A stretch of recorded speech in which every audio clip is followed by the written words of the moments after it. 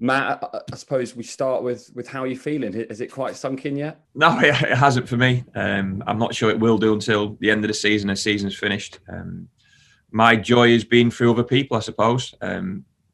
Proud of the players. Great to see them celebrate.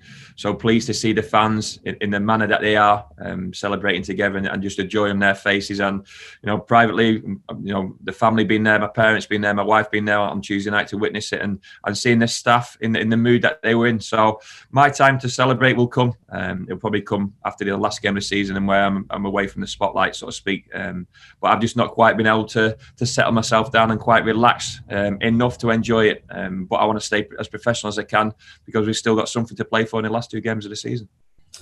When you got home on Tuesday night or Wednesday morning, was it straight to sleep, or like maybe you sat there on your phone looking back at videos and photos and answering all those messages that you no doubt had? Yeah, it was strange. Like, drove home with the wife and the parents, and we just had a couple of minutes at home. We were all shattered, but we couldn't sleep because the adrenaline, and like you say, the amount of messages, and then you start looking back at the videos and the moments and the MJ's goal, and I look back at the highlights of the game and then seeing the fans on the pitch, and there's so much to see, and so many people have messaged me. There's so many people I've not been able to get back to, and I thank everyone for their goodwill messages and the congratulations messages. It's incredible to see. I didn't know I knew so many people, but like I say, it's incredible because I had a busy day yesterday. I've just not had a chance to really settle down, and that might not come until the end of the season. That's no problem. Plenty of time for me to enjoy it in terms of the off season. The main thing at the moment is that our fans really enjoy it and enjoy the next 2 weeks. The players have got pretty much 7 to 10 days together left as a squad. They have to enjoy each other's company, which they've done all season. Hopefully enjoy the last couple of games. Enjoy the last time they sit on the coach for God knows how long, in terms of how long it takes us to get to Northampton. Hopefully it's not too long a journey, but let's just enjoy these last couple of moments, but still try and put our best out there. Still try and perform at our best. And I'm really pleased the players have come in with a focus today, with what they want to achieve for the rest of the season. And the time for celebrations, I'm sure that will go into the summer. Was there a moment for you this season when you started to believe, when you thought, no, we're going to do this? Not in terms of believing where we are right now, but I just felt Tim Diang's goal at Newport and the man of that victory, and then Podge's late winner at Carlisle. I just felt there was something in terms of not our luck changing, because that's skill and that's performance, but there was just something to say, we've got a great opportunity here. And I knew we had a lot of home fixtures to come as well. We knew we were going to be tested on the road, but the form we've shown since Christmas has just given me more and more belief in this group of players and what we're trying to do at this football club, and the consistency we've had in terms of winning games of football. It's been outstanding, and it's been an incredible run. Getting beat New Year's Day at Sutton, getting beaten away at Mansfield and Tranmere, that's 3 defeats in this half of the season, this calendar year so far. Absolutely incredible from the players to put in that effort. And there's been times throughout those games as well. You think of the last minute winner of Jack Sparks and Czech Diabate at home to Orient and home to Harrogate respectively. Giovanni's goal during the comeback at Swindon. So many big moments, but probably too many where you can really pinpoint and say that's the moment where you felt, this is achievable. Only really when that final whistle went on Tuesday night and everyone was saying we're promoted. That's the moment it really hits home that we are promoted, and the time for looking back and reflecting is still in the future. That time will come, and maybe then I'll have an answer to that question in terms of where it really felt like a time where the tide was turning and it felt like our year. But those 2 away wins at Newport and Carlisle just gave me an extra belief we could do it. At one point this season, Forest Green were 18 points ahead of us. We go into the final 2 games level on points. It just shows what a marvellous, particularly second half of the season we've had. We just talked about it, our run of results second half of the season. It's been incredible. I've never been in part of a team who've picked up so many points in such quick succession.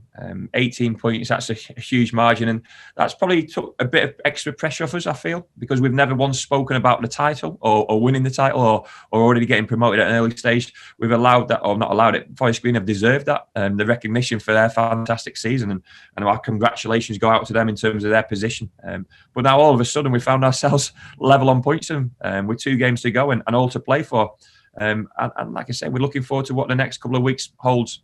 Regardless, we might finish second. Worst case scenario, we finish second, and that's still an incredible achievement for that group of players. Best case scenario, we could be sat here talking about winning a league. Opportunities like that don't come around too often, and we want to give it our best shot.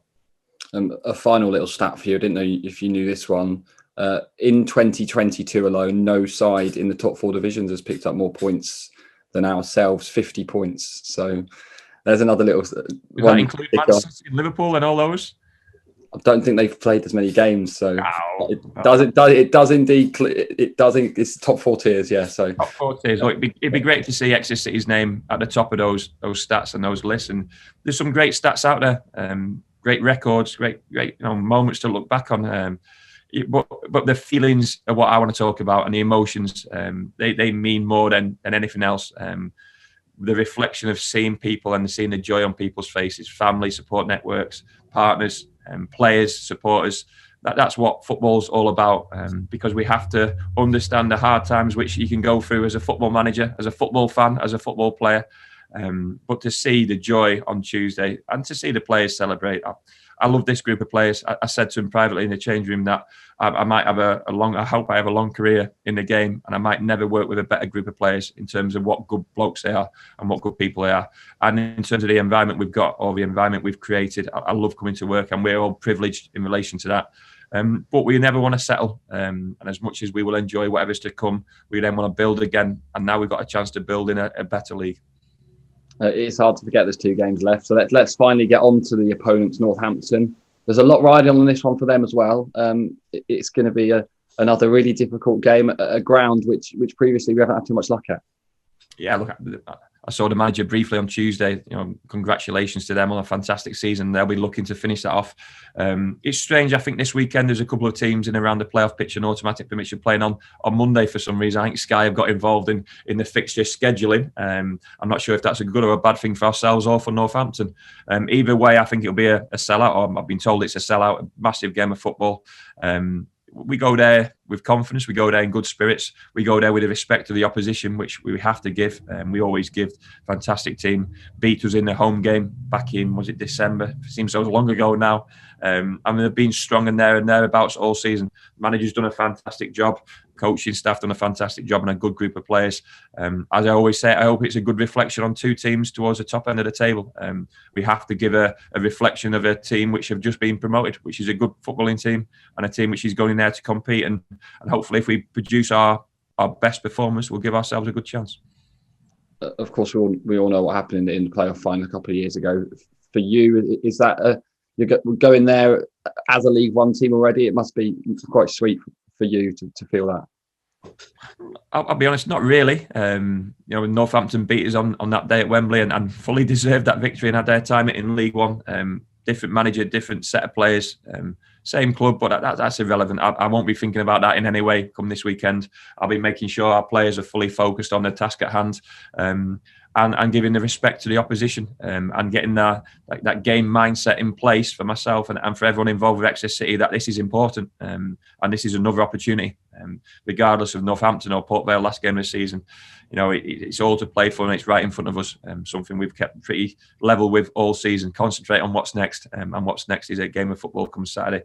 I know we'll go well supported. I know that the fans will celebrate the last trip of the season.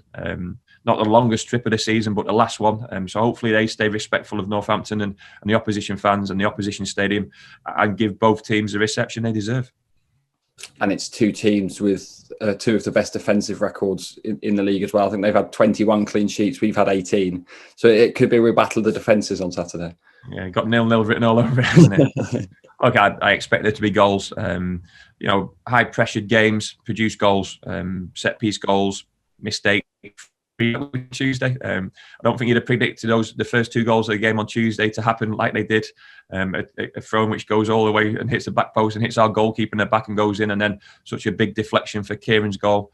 It'd be a fine margins, it always is. It'd be about taking the moments. Hopefully we're on the right end of those moments, but we fully respect Northampton, and we'll have to withstand pressure and withstand moments against us. But hopefully we can more than pack a punch this weekend.